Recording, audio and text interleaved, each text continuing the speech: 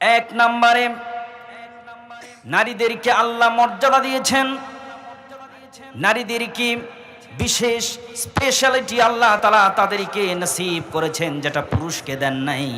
কোরআনুল করিম কালামে রব্বানি, কালামে হাকিম, মহান আল্লাহর মহাগ্রন্থ। এই কিতাবের ভিতরে আল্লাহ রব্বুল আলামিন 114টি সূরা নাজিল করেছেন।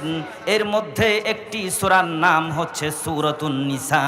আল্লাহ তাআলা নারীদের নাম নিয়ে মহিলাদের নামে একটা সূরা নাজিল করেছেন। বিপরীতে সূরাতুর রিজাল, পুরুষের নামে কোনো সূরা আল্লাহ কোরআনে নাজিল করেন নাই, নারীদের নামে সূরা নাজিল করেছেন। এতে করে আল্লাহ রব্বুল আলামিন নারী জাতির মহান মর্যাদা বর্ণনা করেছেন। যেহেতু পুরুষের নামে সূরা দেন নাই, আল্লাহ নারীদের নামে সূরা দিয়েছেন। নিঃসন্দেহে প্রত্যেক নারীর জন্য এটা বড় সৌভাগ্যের এবং মর্যাদার, কোন ঠিক কিনা? বড় সৌভাগ্যের। 2 নাম্বার মর্যাদার কথা শুনুন। মহান আল্লাহ রব্বুল আলামিন নারী জাতিকে কি সম্মান দিলেন, কি মর্যাদা আল্লাহ দিয়েছেন।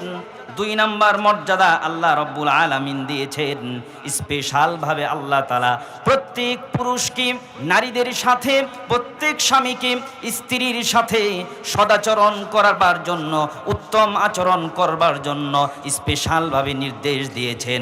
যদিও নারীদেরও পুরুষের সাথে ভালো ব্যবহার করতে হবে, স্ত্রীর জন্য স্বামীর সাথে ভালো ব্যবহার করতে হবে, কিন্তু ওই বিষয়টি এত স্পেশাল ভাবে আল্লাহ বলেন নাই।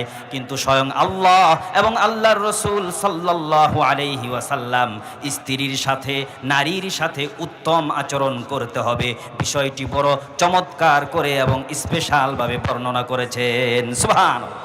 আল্লাহ রাব্বুল আলামিন বলছেন, ওয়াশিরুহুন্না বিল মা'রুফ, তোমরা তোমাদের নারীদের সাথে, স্ত্রীদের সাথে উত্তম আচরণ করো।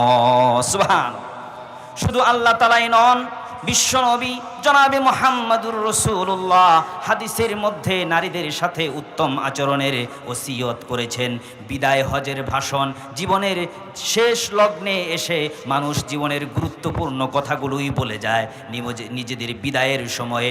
বিদায় হজের ভাষণে বিশ্বনবী জীবন সায়ান্নের শেষ মুহূর্তে এসে শুধু গুরুত্বপূর্ণ বিষয়গুলোই উত্থাপন করেছেন। এর মধ্যে যে বিষয়টি রাসূল অনেকবার বর্ণনা করেছেন বিদায় হজের ভাষণে, সেটি ছিল আল্লাহর হাবিব বলেছেন, ফাস্তাউসু বিন্নিসাই খায়রা। আল্লাহর হাবিব সাল্লাল্লাহু আলাইহি ওয়াসাল্লাম বলেন, ওগো আমার উম্মতেরা, তোমরা আমার কাছ থেকে ওসিয়ত গ্রহণ করে নাও, তোমরা তোমাদের স্ত্রীদের সাথে, নারীদের সাথে উত্তম আচরণ করবে। সুবহানাল্লাহ। নারীদের সাথে সুন্দর আচরণ করতে হবে।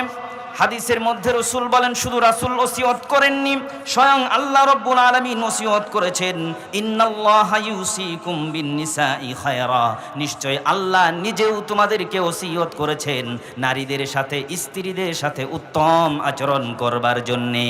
সুবহানাল্লাহ। মুসলমান ভাইরা রে আমার, 2 নাম্বার বললাম। 3 নাম্বার নারীদের বিশেষ বৈশিষ্ট্য, মর্যাদা। আল্লাহ রব্বুল আলামিনের নবী আমার আপনার প্রত্যেকজন পুরুষের চরিত্রের সার্টিফিকেট আল্লাহ রব্বুল আলামিন রেখে দিয়েছেন নারীদের হাতে, স্ত্রীর হাতে। আপনার পরিবারের মধ্যে যারা নারী আছেন, মহিলা যারা আছেন, পুরুষের চরিত্রের সার্টিফিকেট আল্লাহ নারীর হাতে রেখে দিয়েছেন। সুবহানাল্লাহ। আমি আপনি কয় নাম্বারের চরিত্রবান, আমার আপনার চরিত্রের সার্টিফিকেট দেয় কে? এলাকার মেম্বার, চেয়ারম্যান সাহেব, ঠিক না ভাই? ঠিক। চরিত্রের সার্টিফিকেট উঠাইতে হয়। তো দেখা যায় এই মেম্বার, চেয়ারম্যান চরিত্রের সার্টিফিকেট দেয়। অধিকাংশ ক্ষেত্রে এই সমস্ত চেয়ারম্যান, মেম্বার নিজেদেরই চরিত্রের ঠিক নাই, কথা ঠিক না ভাই? ঠিক।